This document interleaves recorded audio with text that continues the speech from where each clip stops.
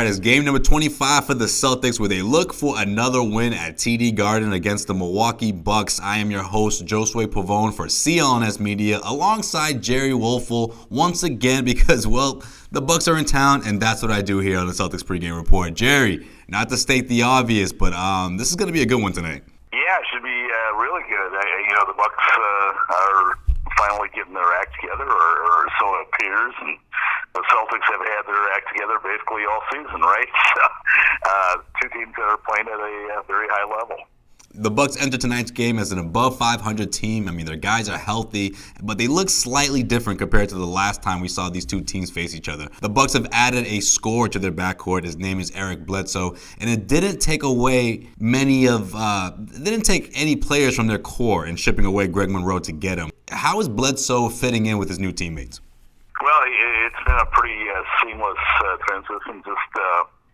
I guess the only two flaws that he has exhibited in his game so far is one, his three-point shooting. He's been horrendous, but the Bucks knew they weren't going to get, Larry Bird from the three-point line when they acquired him. So that is one concern.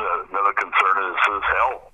He's had knee injuries in the past, and it's kind of curtailed his play. And the Bucks are knocking on wood that he will remain healthy. But the last 4 or 5 games, to be honest with you, he's been really good. Probably averaging somewhere around 23, 24 points a game. And the Bucks desperately needed a scorer, and Bledsoe has provided that. Out of the gate, it seemed like the Bucks were going to be that team to stay atop of the Eastern Conference. But then again, back in October, you'd say the same thing about half the teams in the East, right? After the Celtics. But after the Celtics beat the Bucks in Milwaukee, it was the beginning of a rough patch. The Bucks they lost 5 of 6 before eventually bouncing back, like you alluded to. What's been the biggest reason for the quick turnaround besides Antetokounmpo, of course, averaging about 30 points a game?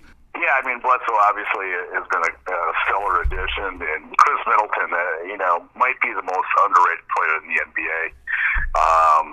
When he gets it going, he is just really tough to guard, and he's a nightmare matchup for a lot of teams. He's 6'8", but they'll play him, at the shooting guard, and he'll get his mismatches. And when Middleton gets it going, Antetokounmpo gets it going, and Bledsoe gets it going, the Bucks are a pretty darn good team. This edition of the Celtics pregame report is brought to you by DraftKings.com. Head over to DraftKings.com and use the promo code CLNS for a free sign-up with your first deposit and your share at $10,000 in total prizes. If you're lucky, you can win some serious cash. Head over to DraftKings.com, use the promo code CLNS, and get yourself paid. Gery, the Celtics have certainly seen more ups than downs this season, but don't look now. The Cavaliers are rolling, and they find themselves only a few games behind Boston for that number 1 spot in the East. Also, don't look now, but that guy, Isaiah Thomas, is only a couple of weeks away from playing his first game alongside LeBron James. How worried should the Celtics be right now? As long as LeBron James is healthy, I would be worried. Let's face it, he might be the only guy on the planet that can take a ordinary team and make it a great team. And LeBron's playing huge minutes. I don't know if you saw it, but I think he's leading the league in minutes per game. And I did see that. Yep. Everybody's saying, he's on the downside of his career. It certainly doesn't look like it. It looks like he's got plenty of fuel in his tank for several more, outstanding seasons. So, when they get Thomas back, they're really good. They'll be pushing the ball, and the Celtics, I'm sure, will be pushing the ball. So, should be fun. It's funny that people I've talked to in recent weeks. Everybody brings up the Celtics, of course. Everybody's bringing up the Cavs recently and how they got their act together. But a team, Joe, that I find really, really interesting that's doing well and not anybody is talking about is the Toronto Raptors. They got a pretty solid team, and they're just kind of playing in anonymity in Toronto. But I think they're going to make some noise. One team that certainly stood out to me, and not because they defeated the Celtics recently, but I think the Detroit Pistons certainly look great because of Tobias Harris. He certainly stepped his game up. He looks like he could be a guy that could sort of, take over games in that fourth quarter. I just don't know how consistent he can do it, and if we're talking, in a 7-game series. Yeah, I remember Tobias Harris when he entered the league. He he came into the league with the Milwaukee Bucks, and just a really, really good guy. And everybody knew his potential was sky high at that time. And the Bucks made an infamous trade to get J.J. Redick for him. They thought J.J. Redick was going to be the missing piece. And, it would have been, really interesting if Tobias would have stayed here and seen what kind of team the Bucks would have had. But you're absolutely right about the Pistons. I've always been a big Van Gundy fan. I thought he was a terrific coach down in Orlando. He's very demanding of his players. And I think they've responded. And I'll give you another example. They got a kid on their roster named Henry Ellenson who played at Marquette University and first-round pick. And this kid, I've been told by Detroit sources, is really, really good and has done some really good things in practice, and his teammates have his respect. But to show you what kind of team they got, the guy doesn't get off the bench, Yeah. So we'll see. I mean, they are unquestionably the surprise team in the league. And to your point about LeBron James, I think LeBron James is the only player in NBA history that people project for him to have a down year, and then he turns around and gives you arguably one of his best seasons that you can think of in December, Yeah, watch, he'll have this monstrous year, and then he'll go to the Lakers, right? That's what everyone's saying. I'm sure they can't. I don't know if you probably heard about this. I was out the Summer League, and the Lakers were playing, and guess who was sitting at the baseline under the basket? LeBron James. I mean, as everybody at the Summer League is like, come on. I mean, this is, really, really blatant. I mean, he doesn't show up for a game the whole summer, and all of a sudden he shows up with one for the Lakers, and he sits right on the floor. So yeah, Magic is probably hiding somewhere trying to avoid tampering charges. So that's probably what was going on. Right, precisely. All right, prediction time, Gery. Who wins tonight? I'm going to go with the Celtics.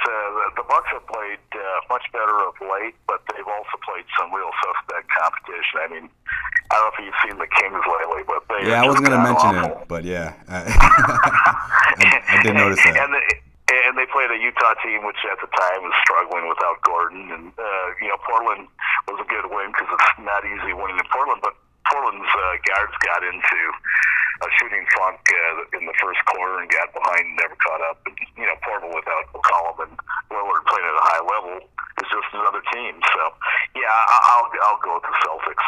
He is Gery Woelfel. You can follow him on Twitter at Gery Woelfel on Twitter. He puts up some great stuff here. He actually has an article in the works that you can check out about the Bucks trying to find themselves a productive big man after shipping out one that wasn't so productive in Greg Monroe. Hey, what's going to happen to him if you had to predict? I mean, are we going to see a buyout? Is there going to be a trade? In a situation where if we do see a buyout, what's a potential contending team or another team out there that you think could use his services?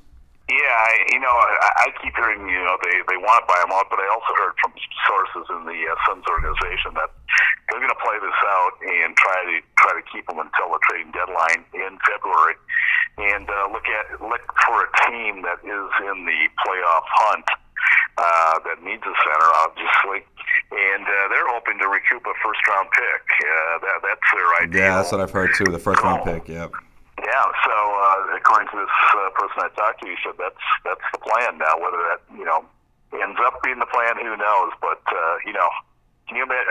My gut feeling is the Celtics, the Wizards, those two teams in particular could use a guy like him, and I'm sure there'll be a couple other. I mean, he's a very, very solid player, and I think he would help a team during the playoffs. I just think it's funny. Phoenix does this once a week showcase, and then you don't see him for 2 more games, and then there he is again, scoring 18 points, grabbing 7 rebounds, putting up great numbers. But then he's not able to do this night after night because they're sort of switching between him, Alex Len, and Tyson Chandler. Yeah, and let's face it. I mean, Greg's not in an ideal situation. I mean, the Suns like to push the ball up and down, like most of Western Conference team, and Greg is more of a half-court kind of player. So I think a team that's in the Eastern Conference would more likely try to get Greg than a Western Conference team. All right, Gery, this is fun. We'll talk again soon. I'm still hoping that we're going to see these two teams in the playoffs somewhere, maybe the second round. We'll see, though. Should be fun. That would be pretty well. styles, wouldn't it? I think this is going to be one of those matchups that we're going to be looking forward to throughout the Eastern Conference. So that could be the case. Yeah, absolutely. I was talking to Ren the other day. I said, it's kind of like history is repeating itself. Back in the 80s, you had the Celtics, the Sixers, and the Bucks as the three best teams in the Eastern Conference. Oh, yeah, that's right. The way the things are unfolding now, it wouldn't shock me to see those same three teams, in the next 6 to 8 years. So. Yeah. That's right. Yeah. I say that's right because I've watched a number of documentaries. I obviously wasn't there for that, but especially that '86 season, right? Yeah. No, that was, to me, it was just incredible basketball during that era, and hopefully that'll be the case going forward. All right, Gery. We'll talk again soon. I appreciate you for stopping by, of course. Oh, always my pleasure. Thank you.